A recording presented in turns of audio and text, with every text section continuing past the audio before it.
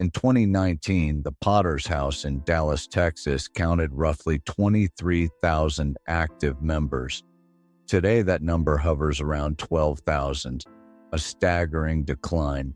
This isn't a minor dip or slow erosion. It's 40% of a mega church walking away in less than 5 years.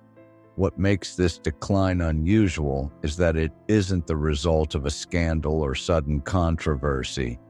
T.D. Jakes, the charismatic founder, remains a prominent figure with a global following. Understanding why thousands quietly left requires looking beyond headlines to the subtle patterns of disconnection between leadership, membership, and modern cultural shifts. A movement, not just a church. At its height, the Potter's House was more than a congregation, it was a cultural force.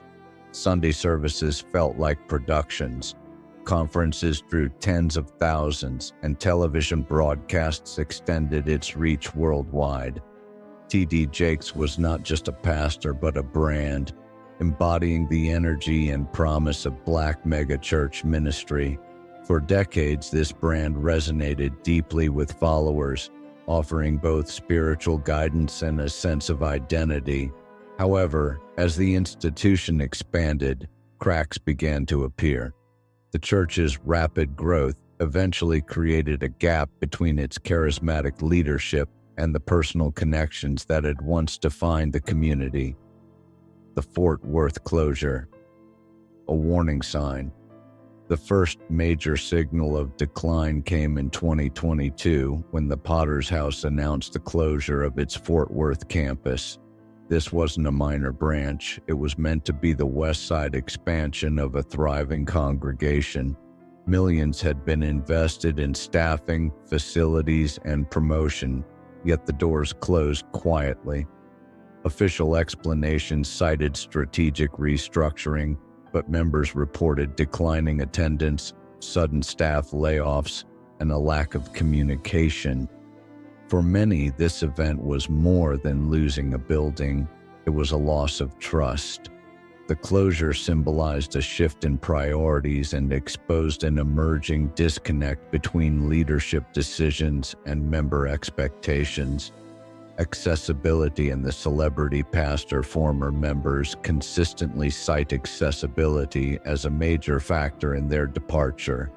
In the early years, T.D. Jakes built relationships with congregants, offering genuine pastoral care beyond Sunday sermons. People felt seen and valued.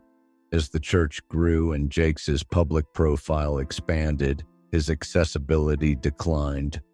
Book tours, speaking engagements, and media projects left him distant from the congregation. Members described services where the pastor appeared on stage and disappeared for months. This shift created a perception of transactional relationships, where attendees felt like customers rather than community members. The church continued to promise intimacy it could no longer deliver, leaving many feeling disillusioned.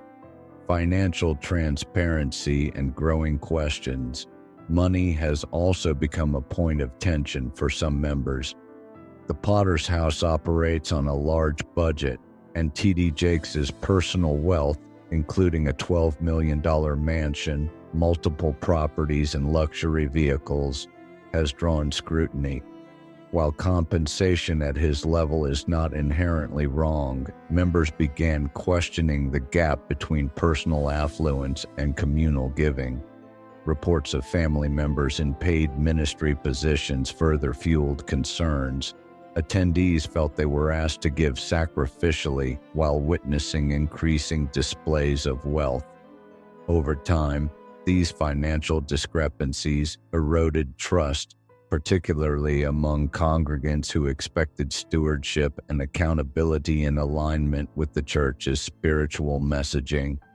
Relevance in a changing era. Another critical factor is relevance. The Black church of the 1990s served multiple roles: spiritual guidance, social connection, business networking, and cultural identity. Today, these functions are more dispersed. Younger generations access sermons online, participate in virtual communities, and explore faith outside traditional institutions. For some, the Potter's House began to feel like a relic, with repeated messages and conference models that no longer resonated. Former attendees under 40 describe a growing mismatch between their spiritual needs and the institution's offerings. The church's once groundbreaking experiences started to feel performative, highlighting a widening gap between tradition and contemporary expectations. The pandemic as an accelerator. The COVID-19 pandemic accelerated existing trends. When doors closed in March 2020, habitual attendance no longer had external reinforcement. Congregants who had questioned their commitment found space to reconsider. Online services allowed participation from home, demonstrating that the church's spiritual experience could be replicated digitally. Families who had been attending out of routine realized they didn't miss it. Many never returned once in-person services resumed. The pandemic didn't cause the decline but amplified it, exposing the fragility of loyalty and the limits of institutional authority when personal engagement is lacking. The accumulation of small disconnections. Declines of this magnitude rarely stem from a single cause. Instead, they accumulate over time. The Potter's House illustrates how small disconnections, limited access to leadership, perceived financial opacity, and waning relevance can compound. Each factor alone might not trigger an exodus, but together they created an environment where leaving became a rational choice. The loss of 11,000 members reflects not a single dramatic event, but a slow unraveling of trust and connection. It underscores the importance of aligning institutional growth with personal engagement, transparency, and cultural adaptation, particularly in institutions heavily centered around a charismatic founder. Leadership challenges and succession. D. Jakes' age and health also factor into the congregation's uncertainty. At 67, he has faced health challenges, and the ministry remains strongly tied to his persona.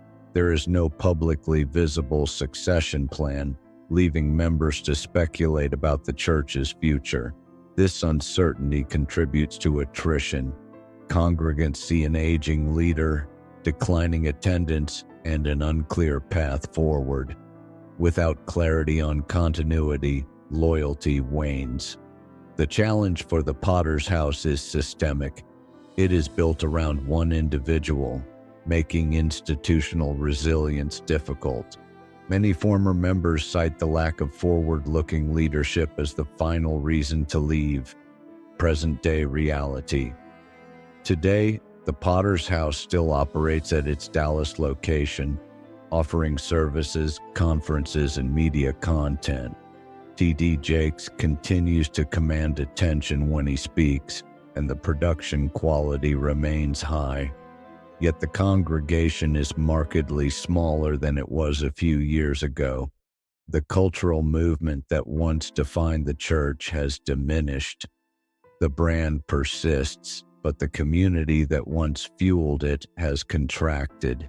For thousands, the church no longer represents the mutual relationship it once promised, leaving members searching for alternatives that better meet their spiritual and personal needs. Conclusion: Lessons from the Exodus. The Potter's House is not dead, but it has changed fundamentally. 40% of its congregation left not because of scandal, but because the cumulative weight of small disconnects became too heavy.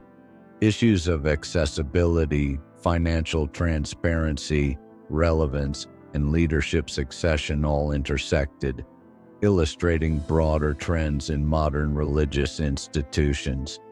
The church's decline serves as a case study in the challenges megachurches face, balancing growth with intimacy, tradition with innovation, and personality-driven leadership with institutional sustainability. For T.D. Jakes and similar leaders, the lesson is clear. Retaining a movement requires ongoing connection, trust, and adaptation to a changing cultural landscape.